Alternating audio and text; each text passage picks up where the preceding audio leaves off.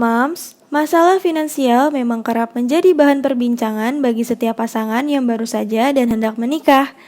Bahkan, menurut Nerissa Wijaya, salah satu psikolog klinis anak dan keluarga, mengatakan bahwa keuangan merupakan salah satu hal terpenting yang harus dibahas oleh setiap pasangan suami dan istri. Terlebih jika moms dan dads telah memiliki anak, pastinya pendidikan dan kebutuhan rumah tangga dan si kecil pun juga harus dibicarakan sedari awal.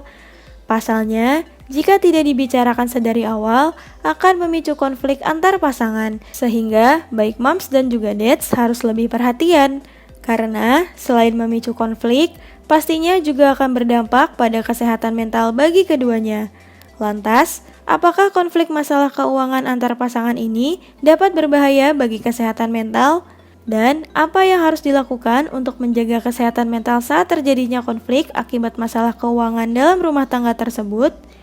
Yuk saksikan wawancaranya. Jangan lupa untuk like videonya, komen, serta subscribe YouTube Nakita Channel ya.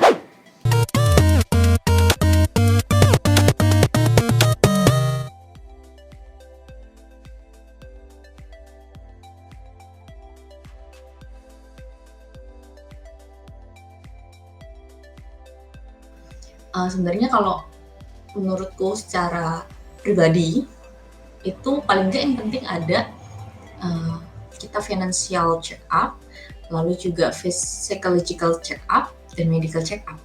Gitu. Sebenarnya 3 hal ini menurutku penting banget untuk diomongin atau dibicarain sebelum menikah, mungkin dalam proses berpacaran atau saling menuju. Sementara financial stuff itu yang paling jarang nih dibahas. Karena nggak bisa dipungkirin ya, memang yang namanya finance, bahas tentang keuangan itu pengaruh juga ke emosi, gitu. Pengaruh juga ke value, pengaruh juga ke attitude kita. Dan nggak semua orang nyaman bahas tentang itu, gitu.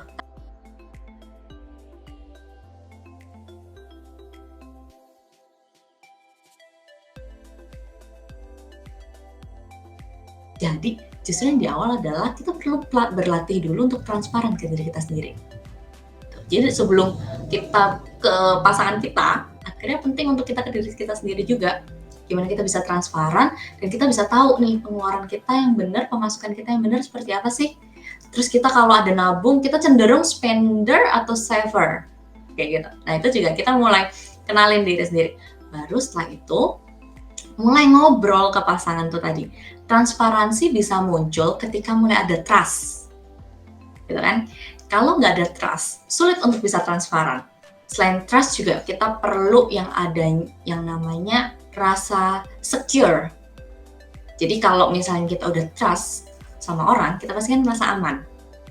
Ketika kita sudah mulai merasa aman, dengan cara kita bisa tanya gitu ya, gimana kamu untuk pandangan dan tanggapanmu kalau ada kasus-kasus seperti ini, misalnya boleh pakai skenario gitu. Jadi buat pasangan-pasangan yang mungkin masih bingung gimana sih ngebuka topik terkait hal ini gitu kan, jadi dibuat skenario aja. Waktu ya itu tadi di awal tadi kan udah bilang tuh penting untuk kita punya waktu dan ruang yang tepat gitu kan. Kalau udah ada ya kita mulai bangun kepercayaan dan security-nya itu tadi, supaya transparansinya pun muncul.